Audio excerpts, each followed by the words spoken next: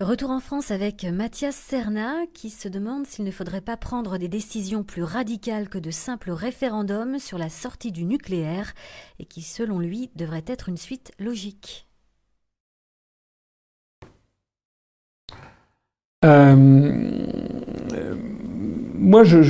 comme je l'ai dit, ça revient à ce que je disais tout à l'heure, le programme de l'UPR, on essaye de rassembler les Français de bonne volonté dans un mouvement provisoire, qui n'a pas vocation à durer des centaines d'années, un mouvement pour récupérer la souveraineté nationale.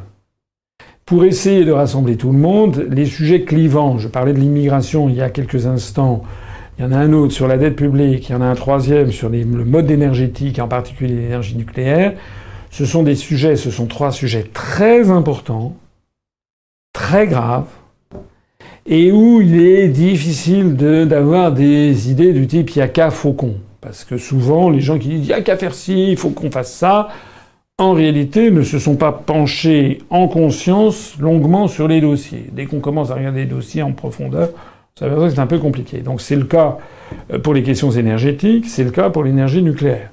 Voilà. Moi, c'est un dossier que je ne connais pas extrêmement bien. Mais c'est un dossier sur lequel j'ai quand même un certain nombre de lueurs.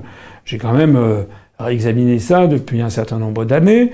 Et je connais beaucoup des inconvénients de l'énergie nucléaire qui sont tout à fait nombreux. Ça, c'est tout à fait exact. Je connais aussi les avantages de l'énergie nucléaire sur lesquels les anti-nucléaires parfois passent un petit peu rapidement. Notamment, actuellement, personne, et Nicolas Hulot va en faire la démonstration, personne, honnêtement, objectivement, n'est capable aujourd'hui de dire on ferme toutes les centrales nucléaires françaises. C'est rigoureusement impossible de tous les points de vue, techniques, économiques, matériels. Où est-ce que le 80% de l'énergie électrique produite en France, en gros, est d'origine électronucléaire. On vend d'ailleurs cette énergie à l'Allemagne. Alors l'Allemagne dit bon, eux, ils vont arrêter l'énergie nucléaire, mais c'est parce qu'ils tablent sur l'électricité que la France va vendre.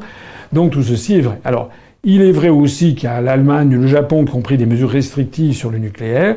Donc ça veut dire on sent bien que l'évolution du monde va quand même plutôt vers une diminution de l'énergie nucléaire, parce que l'on est confronté, d'une part, au vieillissement des centrales et les risques attenants qui sont énormes.